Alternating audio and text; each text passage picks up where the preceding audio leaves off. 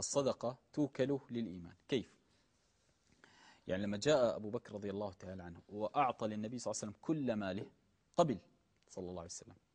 انظر قبل، لأن إيمان أبي بكر رضي الله تعالى عنه لو وزن لرجح بإيمان الأمة، تطفو إيمان الأمة مع إيمان أبي بكر. لما جاء عمر رضي الله تعالى عنه تصدق بنصف ماله فقبل، لكن لما جاء سعد أراد أن يتصدق بكل ماله قال لا صلى الله عليه وسلم، لا لا لا. قال يا رسول الله النصف، قال لا.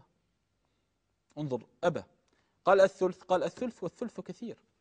فقال أهل العلم إذن الصدقة توكل لإيمان المرء، لأنه يخشى أن يتصدق بماله كله ثم يدخل في الفقر فيندم على صنيعة الخير، فيندم على ماذا؟ على صنع الخير. لهذا المؤمن يكون فطنا، المؤمن يكون فطنا بمسائل الصدقات.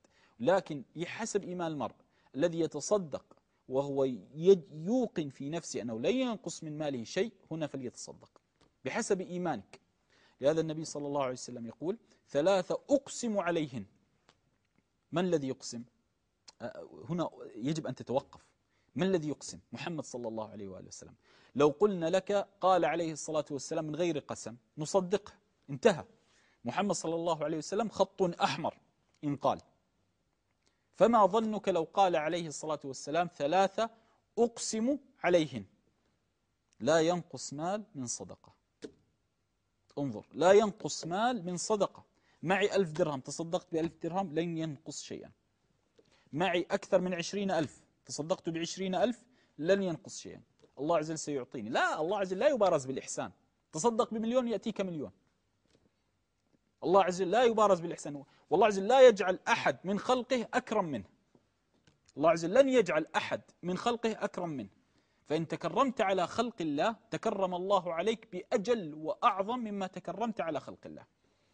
موسى عليه السلام في الأثر جاءه رجل قال يا موسى ادعو الله أن يغنيني، فقال الله له يا موسى سل بأول العمر أم بآخره؟ فقال الرجل لا بأوله، لأنه أنا في آخر ماذا أريد من المال؟ أريد أن أستمتع بحياتي. فقال الله عز وجل لموسى سأغنيه 20 عام. فمرت 20 ودخلنا 30 وجاءت 40 والرجل ما زال يزداد غنى. فقال موسى لرب العزة يا رب إنه قد مضى عليه أكثر من 20 سنة ولم يذهب عنه الخير أي المال. فقال الله لموسى استحييت أن أرفع رزقي من يد عبدي وهو يتفضل به على عبيدي، فأنا أكرم منه. انظر، لهذا الله عز وجل إن الله يحب، كلنا نحفظ هذا الحديث. يشتري الرجل ساعة ب100,000 بثوب 20,000 بكذا، تتكلم معه يقول إن الله يحب أن يرى أثر نعمته على عبده. نعم، فكيف لو رأى أثر النعمة ليس عليك بل على الناس؟ عندك 100 درهم قمت وتصدقت ب50 وجعلت 50 في جعبتك. هنا هذه النعمة التي امتن الله بها عليك أنت ظهرت عليك وظهرت على عبيد الله أو على عباد الله. لهذا كلما بسطت يدك للناس بسط الله إليك يده سبحانه وتعالى، بل يداه مبسوطتان سبحانه وتعالى.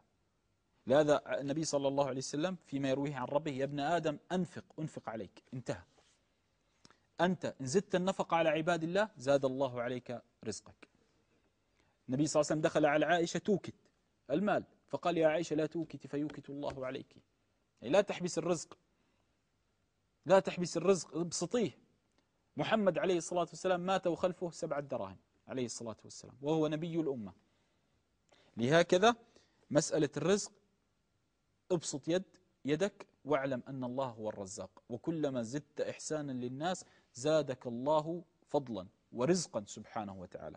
والصدقة لها أثر عجيب لا يعلمها إلا من جربها. النبي صلى الله عليه وسلم يقول داووا مرضاكم بالصدقة. انظر الآن فقط حتى لا أطيل عليكم، الآن هذا الحديث أعده معي، داووا مرضاكم بالصدقة. الآن نفترض لا قدر الله أني ابتليت بمرض، ما العلاج؟ أن أتصدق، يعني أدفع المرض بالصدقة.